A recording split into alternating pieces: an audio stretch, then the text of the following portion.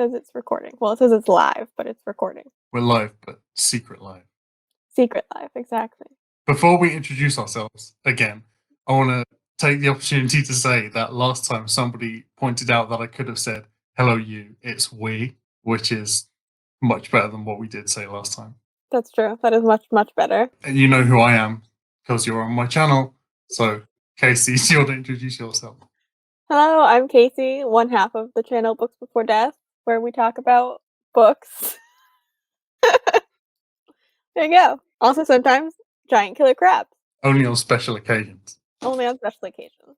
So, how did this compare to book number 1?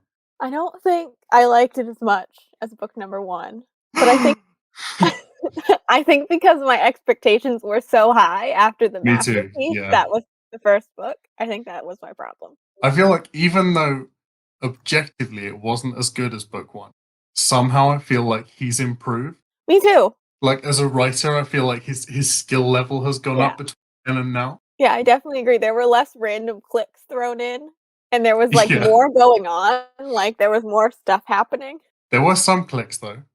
I was really beginning to worry there weren't going to be any clicks, but then it said like clickety click. I was like, oh shit. Shit. I wrote down when it was too. It wasn't until like a good chunk into the book until we got like a click, click, clickety click, and I was like, oh man, here we go.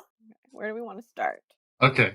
I just have to say first that there was so much more sex in this book than in the first one.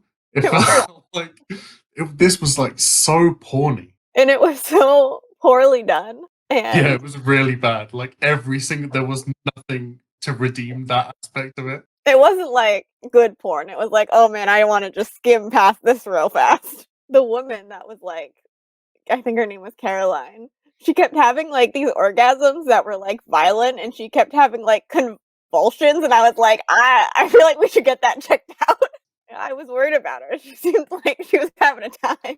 Oh, should we do like a plot rundown? Oh yeah, we should. So the first one, if the premise for the first one was there are big crabs. Mm-hmm. But this one I feel like had a bit more of a plot. Yeah. So it's set in Australia in a place called Barbecue Bay, which is like the most Australian place in the universe. What I loved about this is that they acknowledge, like the whole world acknowledges like the crab catastrophe that happened in book 1. Like it's a thing. It wasn't just like people were like, oh, we'll gloss over that. In most monster horrors, they're like, maybe it happened, maybe a whole town just went crazy. But like the whole world is like, yeah, there was this Welsh village that just got decimated by crabs. And in this one, when we started, it's been 4 years since the first crab happening. And so like if the first book can be summed up with giant crabs, the second book can be summed up with giant crabs in Australia. It threw me off though, because like the first chapter was in like Norway. I have no idea. That was never mentioned again. Yeah, just some guy on a boat. There's always some guy in a boat in these books. It seemed like there was a really weird cast of people stuck in a hotel. There was the big game hunter, like who just coincidentally happened to be there, which gave me such Jurassic Park 2 vibes. There was an English like Cockney gangster who was on the run. A woman who was just seemed to be like at the hotel to sleep with everybody. And then it unveiled at the last minute that she was also on the run, masquerading as someone else, but it had no like actual plot relevance at all. Didn't matter. Oh right, Cliff's back. Cliff Davenport is back. When so he was the main character of book 1. When they said his name in the book, I was like, yeah. I didn't expect to be so psyched. I was excited to see him, but I really thought that him and our new main character in this book, Clint, who I immediately did not like, I really thought that they were going to butt heads more. There was a lot of opportunity for them to have had conflict. I feel like everybody was united by the crabs, so it was kind of beautiful in the end. It's true, they were united against the crabs. I just have to say, I was really proud of the crabs when they took over an entire hotel. They worked so hard. They did. They were so organized, no one expected them. I feel like they were a lot more, like, actually malicious. Yeah.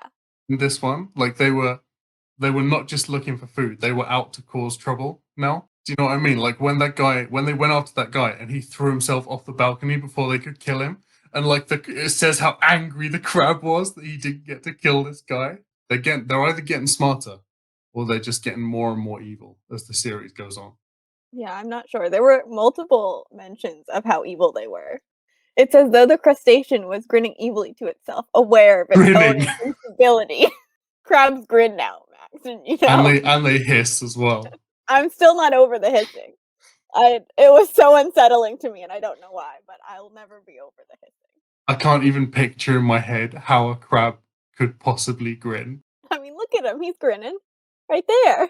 I mean, listen, maybe that's how they grin. I haven't said the name of the book we're reviewing, Oh, so yeah. we're gonna throw that in. Like we didn't explain anything, we just jumped in because we're so full of energy. So this is the Killer Crabs book by Guy N. Smith, and it's book 2 of like 8 I think there's 8. in the Crabs series. And it's So amazing. I feel like on that cover he's just waving. He's just like, "Hey." speaking of that, there's one bit where like the leader of the crabs gets all the crabs to go back into the ocean and retreat, but he does it by doing this.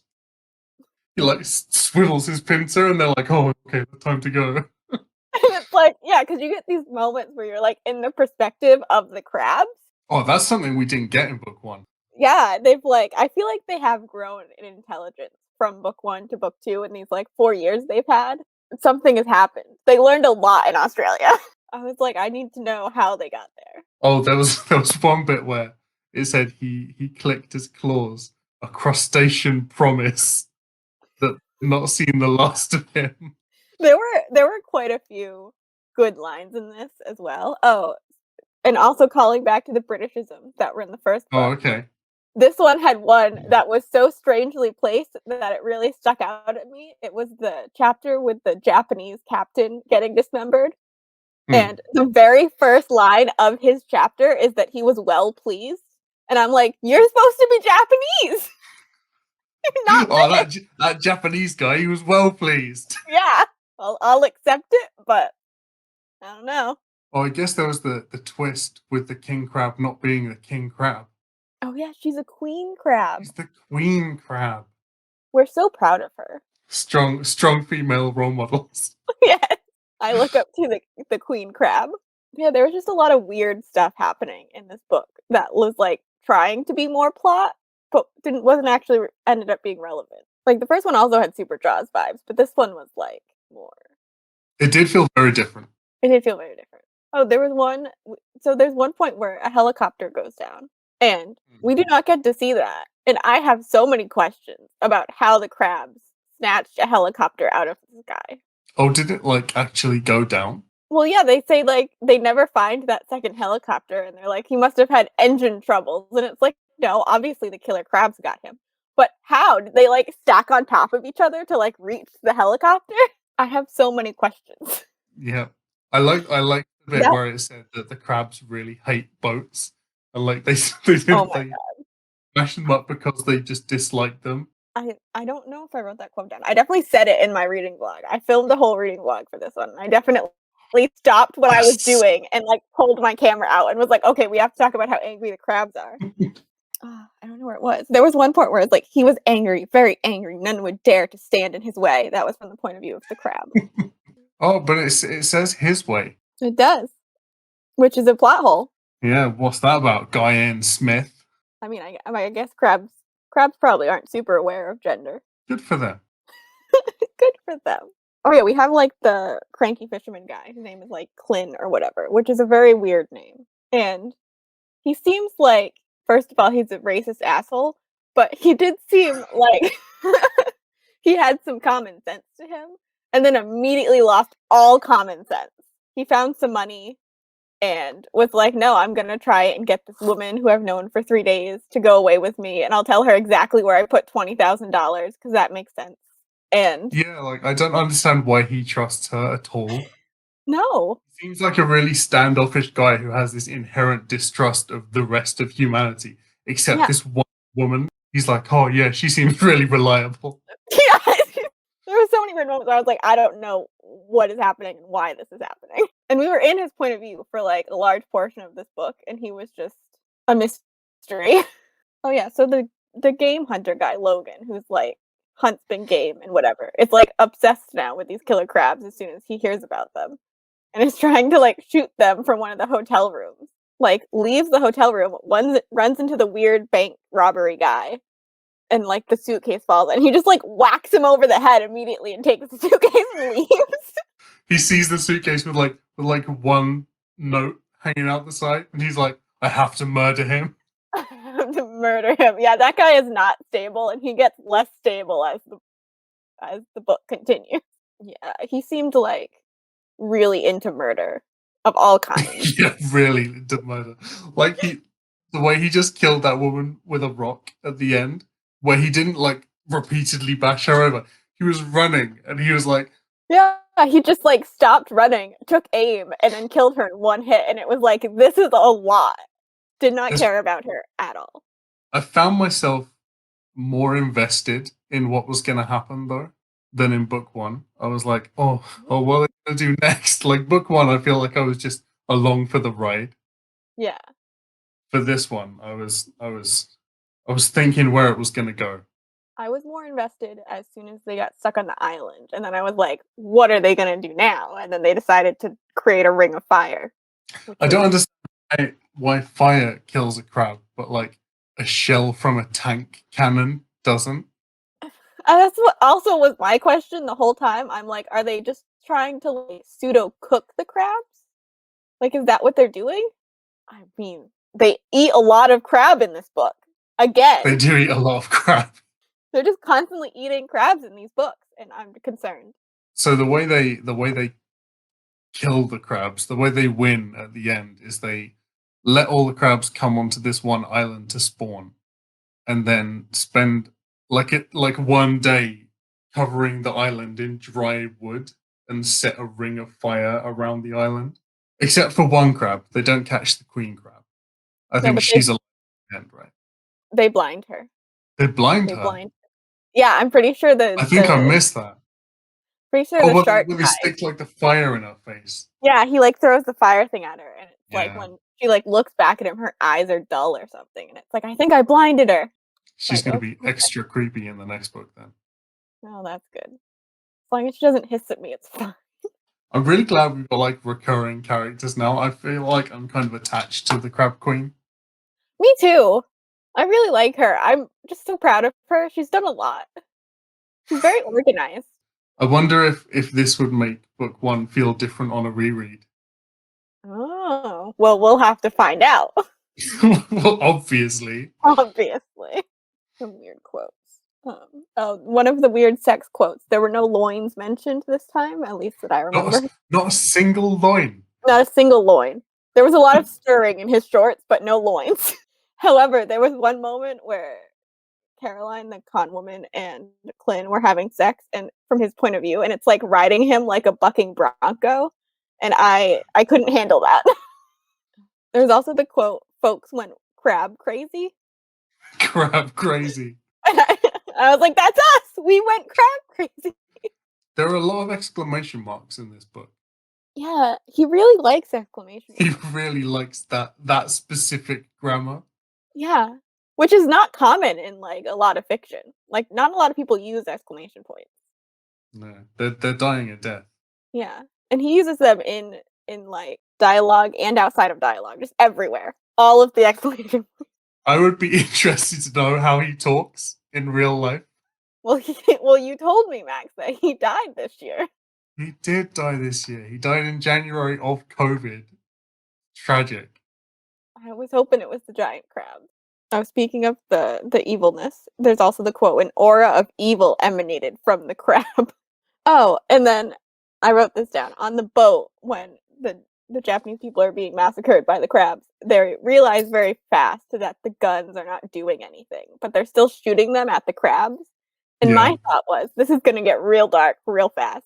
But my thought was, they had just watched their captain be dismembered and disemboweled by crabs. Why would you not turn the gun on yourself? Because, like, they're not sure when the captain died. He seemed to still be alive for, like, a large portion of that. Yeah, right? Just jump over the side and swim away. Well, there was mention of a few people doing that and immediately being, like, pulled under by crabs. I like how the only thing left on the Japanese boat as well was a single finger. Very Peter Pettigrew of them. There was also the scene, see if I can find it, where when the guys first went out, the, vigilante people who were looking to try and catch the poachers went out and then Mm. they got immediately massacred. There was one moment, and it gave me a very, Legless, he fell back vibe, where the guy was, in a tube trying to, swim away, but then he felt like a sharp I read the whole passage out loud in my reading blog. He had, a sharp pain on his thighs, and then, it was gone, and then, something drifts by, and he, grabs onto it to try and, push him forward, and it's, his own leg, his legs were cut off. I feel like there was some bits like that were unrealistic, but I feel like since book one, Guy Smith has learned that crabs don't just like snip things off, like their pincers aren't like scissors.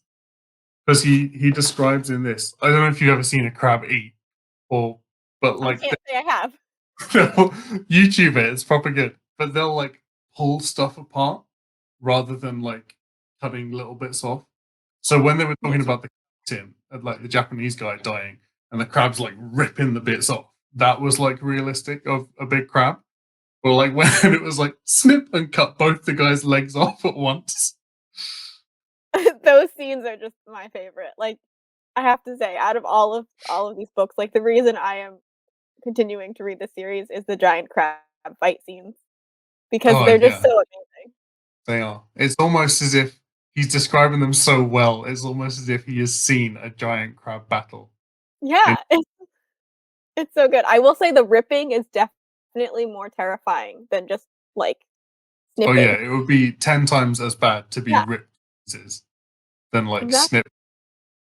There was one bit that really made me laugh. I just found it again, where they're talking about the weak spot of the crab, and they say that the weak spot of the crab is beneath its neck. I mean, I'm looking at one right now. Yeah, there's no neck on that. Yeah, there was one point when I was reading, I was like, "We should do a separate video where you just teach me about crabs," because these books have made me realize I don't know anything about crabs. Well, I'm hoping that like he improves as we go, and the last one is like perfectly biologically accurate. That would be amazing. Do we know the title of the next one? Or the third one has a juicy title. Oh, what is it? Third one is the origin of the crabs. Ooh. Oh, so we get to find out the backstory. Because so far, all we've got in both books, they said that it was probably like an underwater nuclear explosion. Yeah, that's all we've gotten so far. That's the only information we have. And that's just them, spitballing. Hmm. I also wrote down, "Cliff wants to go diving again, big surprise." Any excuse, Cliff. Because they once again go diving to try and find where the crabs are hidden like they did in book 1. But this time there are water snakes, which was terrifying. I did not enjoy that. I don't like snakes on a good day, so they made them seem very dangerous, and I was Yeah. like, "I don't." I don't feel like if one saw you, it would be like, Yeah, I be- feel like they're just gonna ignore you unless you bother them. Oh, there was one sentence that really threw me for a loop, and I don't know if I'm just, missing something or being stupid, but there was one sentence where he said, "As surely as had the clicking of knitting needles below the guillotines during the French Revolution," which came out of left field, and I have no idea what it means. he mentioned the French Revolution in the first book. Do you remember? Where the guy, that's so weird. Where the guy was swimming and like just as he's getting his head cut off, he thinks about the French Revolution and guillotines. Is this like a secret Guy and Smith obsession? Maybe. But it was just like the clicking of knitting needles below the guillotines. Were people knitting below the guillotines? Like, what does that mean? Because it just came out of, nowhere, and then was never addressed again. But yeah, I guess he has a secret obsession with the French Revolution. We're gonna have to spot the reference in the next book because I would put money on there being a reference to the French Revolution in the next one. Me too. We talked briefly about the big games guy, but when he's like, running after the crabs as they're retreating and yelling at the crabs to come back and to stop so that he can kill one of them was really good. I want a movie just for some of these scenes, like a man just running after giant crabs being like, "No, come back! I wanna kill you!" Even just an audiobook. We need an audiobook. It would be so good. We're gonna have to do a video right at the end where we fan cast the series. Who's gonna play Queen Crab, though? Oh, I don't want to CGI her. That's not gonna do her justice. I want like a big animatronic crab. Yeah, that would be cool. Definitely. I wish I had the skill to make films, because if I was like a film student and I'd read this book, I would instantly know what my life calling would be. Just giant crab movies. What else have we got? It is definitely less quotable. Yeah. And I felt like the middle dragged, where I didn't feel like that with the first one. Yeah. There was a I feel lot like of there was some drag. no crab action passages. Yeah, and I just want more crab battles. They didn't even throw a tank into the ocean this time. Like, Oh, right? There wasn't even a single tank. not a single tank. I'm wondering how this is gonna affect like the world build of the series. Having had like a crab massacre in two places, is this gonna be like worldwide factual news now? Yeah, because like, people knew about the crabs, but, like, not everyone knew about the giant crabs. It was, like, a very, like, niche thing to know about the whales crab battle. Was Cliff Davenport trying to tell everybody about it, or did he just have that one adventure and he was like, just like sat in his office for 4 years? It seemed like he did sit in his office just, like, investigating crabs He for did have 4. that like crazy man pinboard. Yeah, Oh, yeah, okay. and they were saying something about how he was, like, the world authority on crabs or something. Yeah, like they instantly knew who to call. I love when I know who to call about crabs. It's like, "Oh, man, gotta call that Cliff dude." Oh, speaking we talked about this way long ago, but I forgot to mention it. Speaking of the sex scenes, in chapter 3, the very first, like, sex scene between Clint and Caroline is definitely, like, it's a rape. Like, it's Oh yeah. very like, what is happening? Why is this happening? Yeah, and it's not even like one of those ones that's acknowledged as what it is. It's they do it and then he tries to spin it into something sexy, which always seems like It was it was definitely a rape, and it was very uncomfortable to read, especially because mm. it was, like, trying to convince you that she was into it, so it didn't count as rape, and it's like, that's not how that works. And then the whole thing with her, like, still apparently having feelings for him for, like, the rest of the book, but also, like, not. Like, her character was very underdeveloped. Yeah, there was it seemed like every scene with her character did not connect to any of the other scenes with her character. Yeah. I She was mean, like a like different person in it. this with very, very critical eyes, and I feel like we have to keep reminding ourselves that this is what this is. Like we cannot pick this apart in the way that we would pick a normal book apart. This is I mean, this that's is true. trash. Like it's amazing. It's amazing, but it is trash. I feel like I have to keep reminding myself that. It's true. It is trash. It is from, like, the '70s or '80s, and it's just straight trash. But, it's more fun to look at it with a critical eye than it is not to. So, Because I feel like nobody else will have looked at this with as critical an eye. we're doing a deep dive into this series. We're making French Revolution connections. Killer crab deep dive. Cliff Davenport loves a deep dive. He does love a deep dive. Oh, I will say the way that this one ended was kind of they get rescued from the island after they've burned all the crabs, and then it just ends. Like, there's no, like, them getting back to the island or dealing with all the stuff that's happened in their absence. Yeah. Like, Clint's still thinking about his money, not knowing it's way gone. Yeah, there was like the last 10 pages of the book was like bang bang bang bang bang bang and then just cut off really abruptly. Yeah, it was a very abrupt ending. I feel like we could Which have done which it makes more. me wonder, is the next book going to be like a direct carry on? I I mean, hope that his girlfriend plays a bigger role in the next one. me too, I missed her. Yeah, cuz we had her for like a scene and then he was like I'm going alone. Stay at home.